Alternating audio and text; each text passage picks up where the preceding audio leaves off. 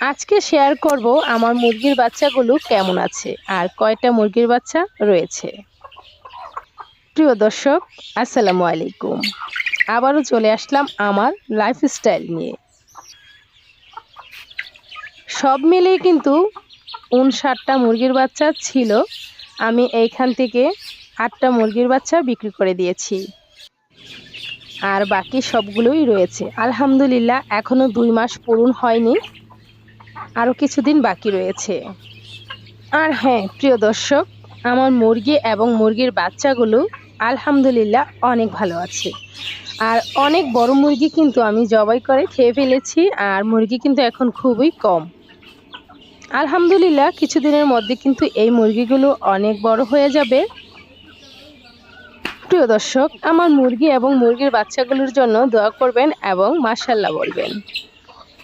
এখন কিন্তু গরমের সিজন, আর এই সিজনে কিন্তু মুরগির রোগ কমই হয়। আর মুরগির রোগ কম হয় জেনে যদি মুরগিকে যত্ন কম করেন তাহলে কিন্তু আপনাদেরই লস।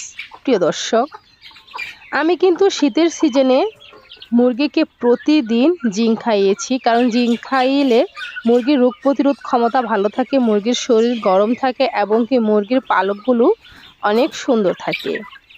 আরও অনেক ধরনের কাজ করে জিঙ্ক খাওয়ালে। প্রিয় দর্শক, আর এখন তো গরম, এখন আমি 10 দিন পর পরই কিন্তু মুরগিকে 5 দিন করে জিঙ্ক খাওয়াই, আবার 10 দিন গ্যাপ দিই, তারপরে আবার 5 দিন জিঙ্ক খাওয়াই। ঠিক এভাবেই চলবে এবং চলতেছে।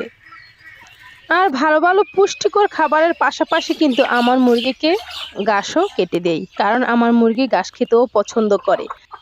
আর সবুজ ঘাস এবং শাক সবজি, টমেটো খেলে কিন্তু মুরগির শরীর ভালো থাকে, মুরগি সুস্থ থাকে। প্রিয় দর্শক, যদি আমার ভিডিও দেখে আপনাদের উপকারে আসে তাহলে একটি লাইক দিয়ে আমার পাশে থাকবেন। আজ এ পর্যন্তই, আবার দেখা হবে নতুন কোনো ভিডিও।